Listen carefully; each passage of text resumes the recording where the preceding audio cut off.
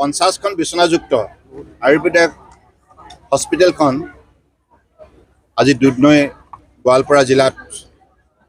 শুভ উদ্বোধন কৰা হ'ল। পৰম্পৰাগত চিকিৎসা পদ্ধতিৰ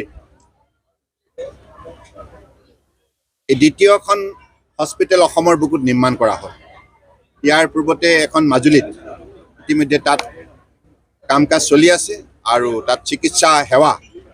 আৰম্ভ হৈছে আৰু দ্বিতীয়খন দুধনৈত। গতিকে মই পোনপ্ৰথমে অসম চৰকাৰৰ স্বাস্থ্য বিভাগক ধন্যবাদ জনাইছোঁ, অসম চৰকাৰক ধন্যবাদ জনাইছোঁ। ডক্টৰ হিমন্ত বিশ্ব শৰ্মা ডাঙৰীয়াৰ নেতৃত্বত চলা অসম চৰকাৰৰ স্বাস্থ্যমন্ত্ৰী কেশৱ মহন্ত ডাঙৰীয়াৰ বিশেষ তৎপৰতাত ভাৰত চৰকাৰে প্ৰদান কৰা সহযোগিতাৰ ভিত্তিত আজি এইখন চিকিৎসালয় ইয়াত নিৰ্মাণ কৰা হ'ল। এইখন চিকিৎসালয় নিৰ্মাণ সম্পূৰ্ণ হোৱাৰ লগে লগে ইয়াত চিকিৎসা সেৱা আৰম্ভ হ'ব আৰু চিকিৎসা সেৱা আৰম্ভ হোৱাৰ লগে লগে আমাৰ এই অঞ্চলতো সমগ্ৰ অসম তথা ভাৰতবৰ্ষ বা উত্তৰ পূৰ্বাঞ্চলত যিমান আমাৰ সংখ্যক পৰম্পৰাগত চিকিৎসা পদ্ধতিত এতিয়াও গাঁওসমূহত চিকিৎসা সেৱা অব্যাহত আছে। গতিকে সেইবিলাক বিজ্ঞানসন্মতভাৱে আগন্তুক দিনত যাতে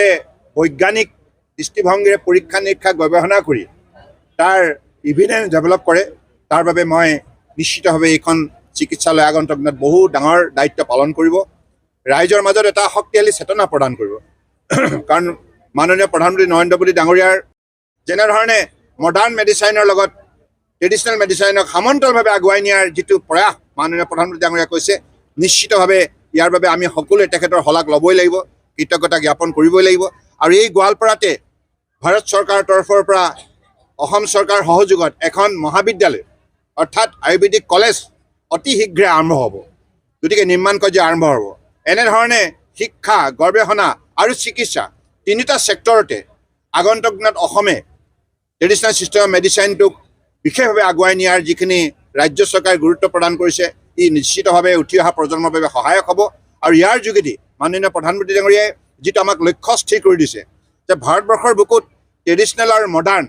দুয়োটা চিকিৎসা সেৱা ইমান উন্নত মানদণ্ড কৰিব লাগিব যাতে আমাৰ যিটো তেখেতে টাৰ্গেট দিছে heal in India, heal by India, অৰ্থাৎ আমাৰ যোগ্যতাৰ ভিত্তিত আমি পৃথিৱীৰ বিভিন্ন প্ৰান্তৰ মানুহে যেতিয়া চিকিৎসা সেৱা লাভ কৰিবৰ বাবে আহিব, তেখেতসকল আমি ভাৰতবৰ্ষতে নিৰোগীকৈ সুস্থ সবল কৰি পঠিয়াব পাৰিম। দ্বিতীয়তে আমাৰ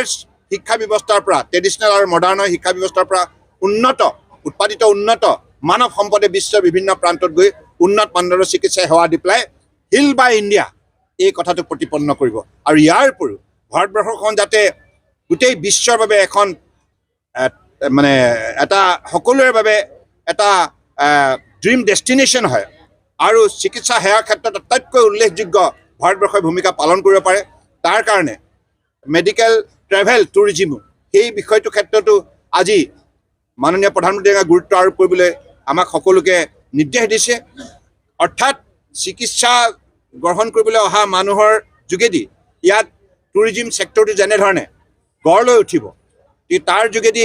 লক্ষ লক্ষ যুৱক যুৱতীয়ে সংস্থাপিত হ'ব, উপাৰ্জনৰ পথ আৱিষ্কাৰ কৰিবলৈ সক্ষম হ'ব। গতিকে এটা আধুনিক ৰূপত সজাই তোলাৰ মাননীয় প্ৰধানমন্ত্ৰী ডাঙৰীয়াৰ যিটো সপোন ইতিমধ্যে সফল হোৱাৰ পথত। আৰু ইয়াৰ উপৰিও মাননীয় প্ৰধানমন্ত্ৰী ডাঙৰীয়াই দুয়োটা ব্যৱস্থাক ট্ৰেডিশ্যনেল এণ্ড মডাৰ্ণ একেলগে মিলি ইণ্টিগ্ৰেটিভ ছিষ্টেম অফ মেডিচাইন আজি এইমছ পৰ্যায়ৰ পৰা আৰম্ভ কৰি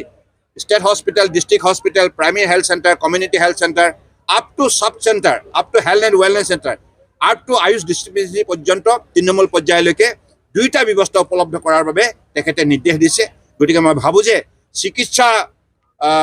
জগতৰ বাবে আৰু চিকিৎসা বিজ্ঞানৰ বাবে আৰু চিকিৎসা গোটেই ব্যৱস্থাটোৰ ক্ষেত্ৰত যিটো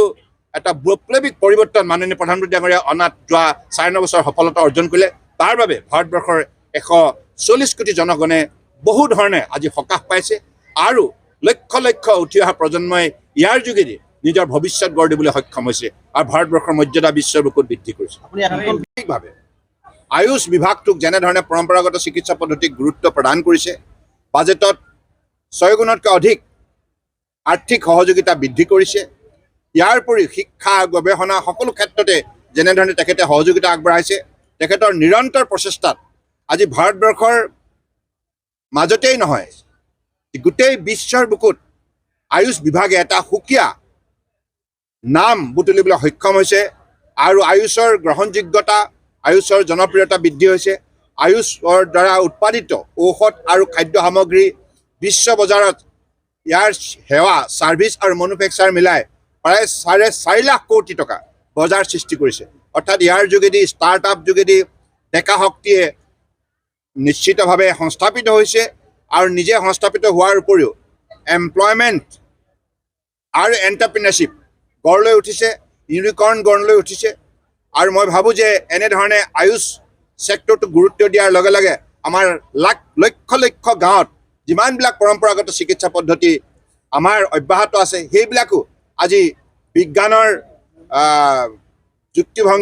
দৃষ্টিভংগীৰে পৰীক্ষা আৰু নেচাৰপেথি এশখন হ'ব তাত হ'ব ৰিচাৰ্চ আৰু চিকিৎসা দুইটাই হ'ব গৱেষণা হ'ব। ছাৰ এমপি ইলেকশ্যন আহি আছে